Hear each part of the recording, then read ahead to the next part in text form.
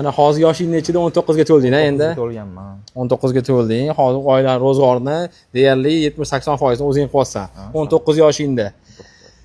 Nima hunaring bor 19 yoshingda? Hop, polirovka, keramika, ximchiska hunarli ko'p.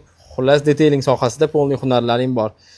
Shogird bo'lib qancha o'rganding shuni? Mana pul topguningcha qancha vaqting ketdi shu topish darajasiga chiqquningcha? Maksimum 4-5 oyda. 4-5 oyda o'sha pul topishni boshlagan, to'g'rimi? Ha, bu past balandliklari, risklarini hammasini o'rgatishgan, to'g'rimi? Misol uchun mana shu mashinani bitta riski falon pul bo'ladi. Yopadigan joylari ko'p, buni qatini yopishni ko'pchilik bilmaydi. O'shaning uchun o'z boshimchalik qilib yurishga qo'rqadi. O'shani hisobga ol. Bitta narsani ayt, hammaga qiziqtirgan savol, nech pul topsan? Eng kamini ayt, eng kamini ayt. Eng kami $1000 topmadim yani. Topmaganda $1000 topasan. Lekin o'rganishni o'rgatib ham qo'yaverasan, to'g'rimi? Ha, o'rgatamiz. Risklari bor deb faqat azmin. Bo'ldi, yetichu. Imetudi qilamiz.